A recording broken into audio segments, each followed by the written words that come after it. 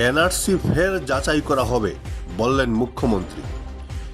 এনআরসিতে প্রচুর অসঙ্গতি রয়েছে, তাই এনআরসি ফের যাচাই করে দেখতে হবে, এই মন্তব্য করেন মুখ্যমন্ত্রী হিমন্ত বিশ্ব শর্মা। তিনি বলেন, এনআরসি সংশোধনে রাজ্য সরকারের সর্বোচ্চ ক্ষমতা প্রয়োগ করা হবে। যে কোনোভাবে হোক এনআরসি সংশোধন করতেই হবে। অনেক লোক তাদের মা বাবার নাম ভুয়ো লিখিয়েছে, এগুলো দেখতে হবে। এনআরসির নতুন রূপ দেওয়া হবে বলেও তিনি মন্তব্য করেন। ব্যুরো রিপোর্ট, বৰাক বিশাল। এনআৰচিখনতো অসমীয়া মানুহক ঠগাই থৈ গুচি গ'ল। এতিয়া বহুত কথা আমি জানিব পাৰিছোঁ, যে সিদিনাখনো মই আপোনালোকক কৈছিলোঁ, আপোনালোকে সেইটো সময়ত বহুত নিউজ কৰিছিল যে দেউতাক ভায়েকৰ মিলন হৈ গ'ল, ভায়েক ভতিজাকৰ মিলন হৈ গ'ল, মামাক পুতেকৰ মিলন হৈ গ'ল। সেইবিলাক আছিল পাৰ্ট অফ কনস্পিৰেচি।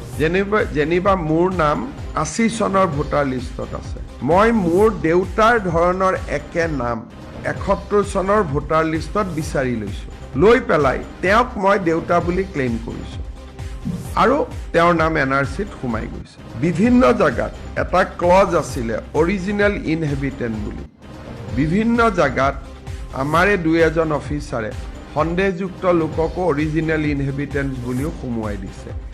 এনেকৈ এতিয়া যদি আমি এনআৰচিখন চাব যাওঁ, তাত বহুতবিলাক খেলি মেলি আমি দেখা পাইছোঁ, আৰু এই খেলি মেলিখিনি উপযুক্ত সময়ত উপযুক্ত ধৰণে আদালতে বিচাৰ বিবেচনা কৰিব বুলি আমি বিশ্বাস কৰোঁ।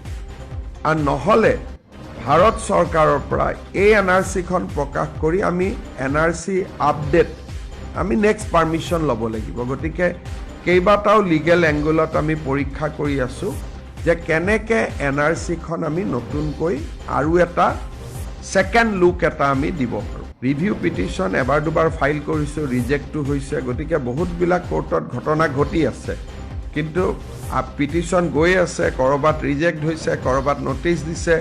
গতিকে বিভিন্ন প্ৰকাৰে চেষ্টা হৈ আছে, কিন্তু সুপ্ৰিম কোৰ্টে ইউজুৱেলি এবাৰ ফাইনেল অৰ্ডাৰ দিলে তেওঁলোকে সংশোধন কৰাটো অলপ কঠিন প্ৰক্ৰিয়া। ৰিভিউ পিটিশ্যন সুপ্ৰিম কোৰ্টত ছেইম জাজেহে কৰিব পাৰে, বেলেগ জাজে ৰিভিউ কৰিব নোৱাৰে। গতিকে ইয়াৰ প্ৰক্ৰিয়াটো দীঘল, কিন্তু আমি এটা লাইনত কাম কৰি আছোঁ। আমি কিন্তু ফাইনেল আমাৰ লক্ষ্যটো হ'ল যে ভাৰত চৰকাৰৰ পৰা হওক, সুপ্ৰিম কোৰ্টৰে হওক বা অসম চৰকাৰৰ ক্ষমতাৰ প্ৰয়োগ কৰি হ'লেও আমি এইখন এনআৰচি মানি লোৱাৰ পৰিৱৰ্তে ইয়াক ৰিভিজনলৈকে আনিব লাগিব।